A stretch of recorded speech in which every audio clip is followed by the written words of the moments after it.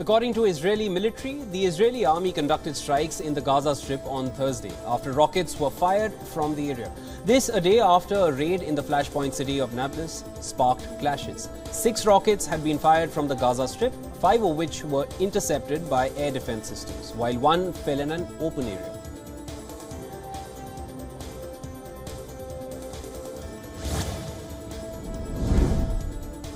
Shops in parts of Jerusalem have been shut after an airstrike killed 15 people and damaged a building in a Damascus district. The strike targeted a meeting that included Syrian regime officers and was the deadliest Israeli attack in the Syrian capital since the civil war. The overnight strike cratered a road and wrecked the adjacent 10-story building in the Kafr Sousa district. Reports say it was not immediately clear who was the intended target of the strike.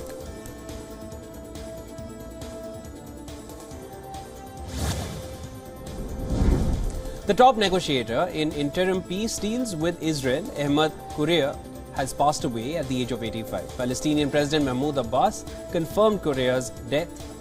He was also the former president, had been ill for some time with a heart condition. He was a key player in the 1993 Oslo peace accords and witnessed the rise of the dream of Palestinian statehood that surged during the negotiations. He was also imposed with corruption charges that tainted his reputation.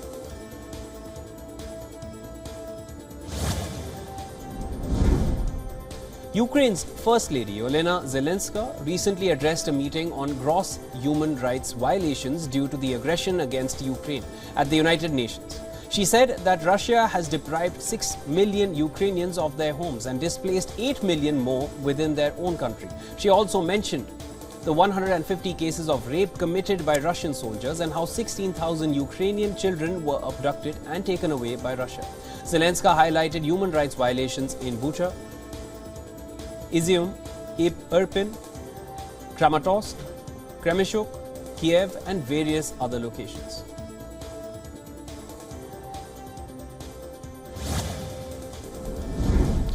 A controlled demolition of a building in Turkey was turned into a cat rescue operation in southeastern city of Diyarbakir. Workers witnessed a cat in distress in the structure and called rescue services to take the cat out of partially collapsed building. Earlier, the demolition was postponed after efforts to save the cat failed.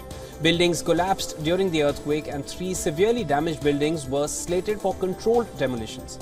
Animal activists say at least 13 pets are stranded in damaged buildings of the Galleria residency.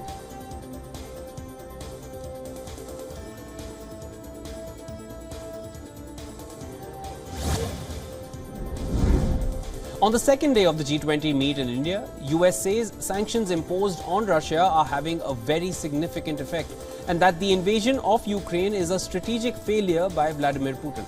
US Treasury Secretary Janet Yellen has emphasized that the global economy was in a better place a few months ago in the wake of the COVID pandemic and the war in Ukraine. Yellen's comments came ahead of a G20 finance ministers meeting in India.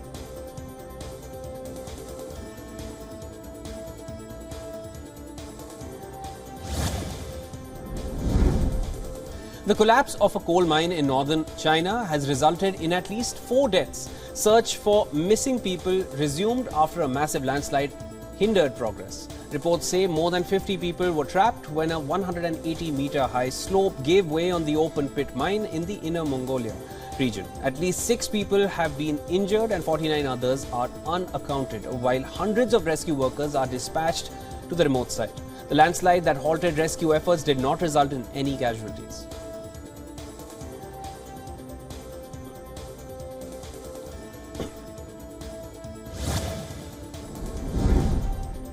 Japanese Emperor Naruhito has been greeted by thousands for his 63rd birthday. Naruhito delivered a public birthday speech at the Imperial Palace for the first time since he ascended the throne in 2019.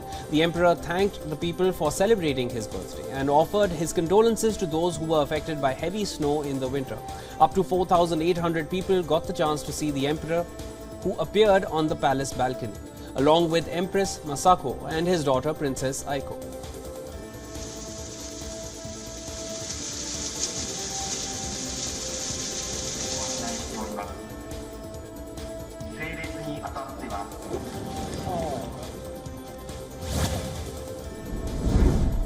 As the Thailand general elections approach, Pheu Thai parties stands as the most visible candidate for Prime Minister in the upcoming election that has to take place in May. The youngest daughter of self-exiled former Prime Minister Thaksin Shinawatra has fully embraced her family's political legacies. She has been consistently reminding supporters of the populist policies aimed at those who are less well off in the country. Petong Tarn says she is close to her father and regularly consults him on personal and professional matters.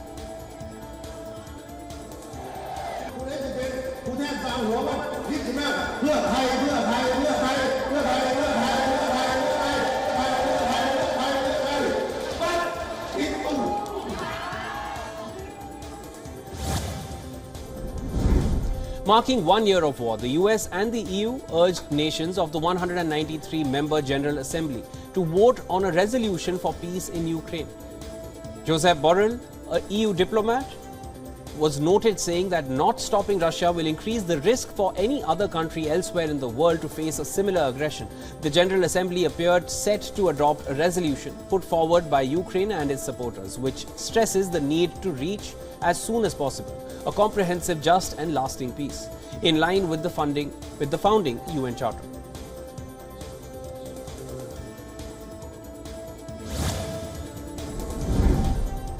Former US President Donald Trump visited the center of a train disaster as he is seeking to build support for his candidature to run in 2024 elections. The visit comes as local residents fight for a more robust response from federal agencies. Norfolk Southern, the company which owns the derailed train, was ordered to pay for cleaning up the mess by the US Environmental Protection Agency. Norfolk Southern plans to quantify related costs no later than its first quarter earnings.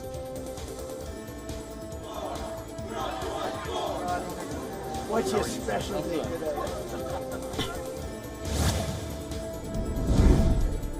Mexico has passed an electoral reform championed by President Andrés Manuel López Obrador, which experts claim as a controversial reform. Critics see this move by lawmakers as an attack on democracy ahead of key elections next year. The proposal to reduce the size and budget of the independent agency that organizes elections was approved in the Senate by 72 votes in favor and 50 against. The bill was originally made by López Obrador that sparked mass street protests. Obrador has argued that his reform will improve the electoral system. Del resultado de la votación. A gunman opened fire on 2 television journalists reporting on a murder scene in Florida, killing one and injuring the other. The 2 journalists shot in Pine Hills included a reporter and a photographer. A 19-year-old suspect, identified as Keith Melvin Moses, was arrested shortly after the shooting and is also accused of 2 other shootings that left a 9-year-old girl and a woman in her 20s dead. The local police said they did not know whether the 2 newsmen were targeted because they were journalists or why the suspect entered the home of the woman and her 9-year-old daughter.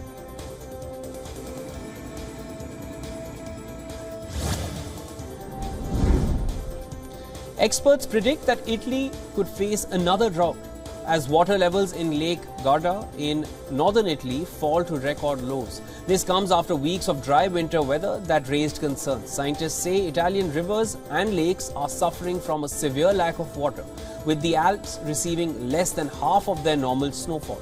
In 2022, Italy declared a state of emergency for areas surrounding the Po, Italy's longest river, which runs from the Alps. The river accounts for a third of the country's agricultural production and suffered its worst drought in 70 years.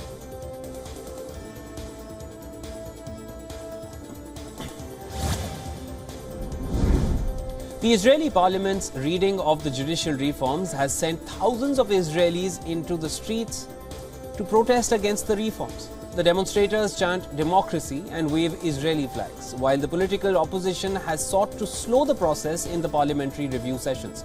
Opposition parties have also encouraged the weekly mass demonstrations in major cities. Reports say most Israelis want the reforms slowed to allow for dialogue with its critics. Police say some protesters have been arrested and traffic has been rerouted after demonstrators blocked some roads.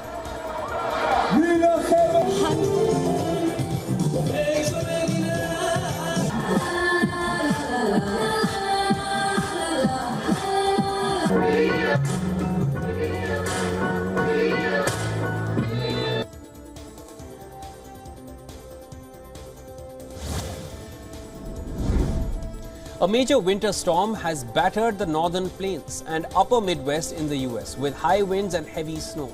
More than 50 million Americans are under winter weather advisories. Hundreds of schools were forced to close and air travel was halted, with some 3,500 flights being delayed or cancelled across the nation. However, road travel also remains difficult, if not impossible. A wide swath of the western and northern United States was covered with up to 2 feet of snow, and winds of up to 97 kilometers an hour were expected in some spots in California. A rare blizzard warning was issued for Los Angeles County mountains, the first issued by the Weather Service since 1989.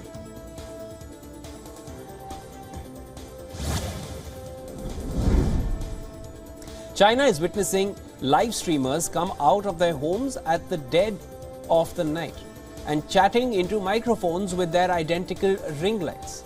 The influencers gather in the city of Guilin with hopes of catching attention of online social media users scrolling through live streams on WION, China's version of TikTok, where viewers can donate to their favorite streamers. Live streaming on apps like WION, which had 600 million users in 2020, is a popular way to make money in China. Live streamers have become celebrities on the social media platform and make millions of dollars in endorsements.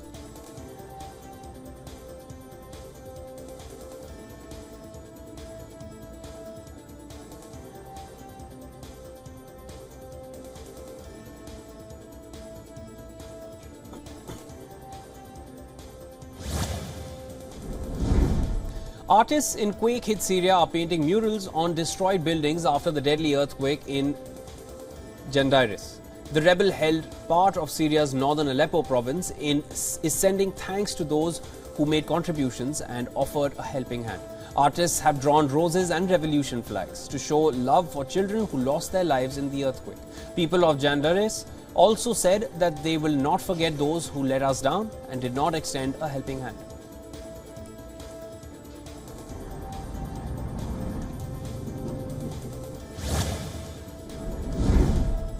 Rio de Janeiro witnessed samba schools sparkling for the culmination of a carnival's famous competition. Schools striving for this year's trophy marched through the Sambodrome with glitter, feathers and elaborate costumes, delighting thousands of onlookers. The Paraiso do Tuiuti school won this year's title with their performance representing the legend of the arrival of Indian buffaloes and other animals at Marajo Island. Second to take the stage was the 22-time champion Portela, which performed the school's story to mark its 100th anniversary.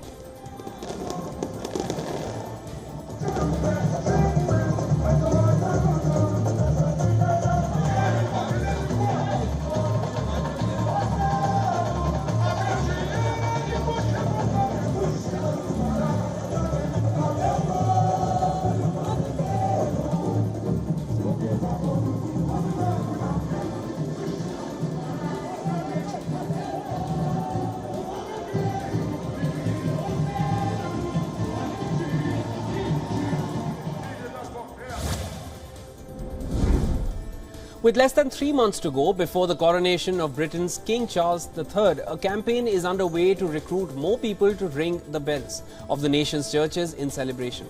Called Ring for the King, the campaign is trying to encourage more people to get involved ahead of the coronation on May 6th.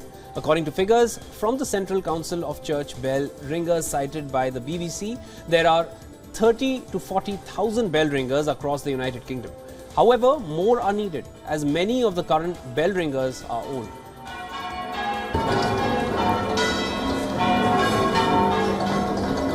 We want to make sure that there are ringers for every church so that we can all ring out the ring for the King for the coronation.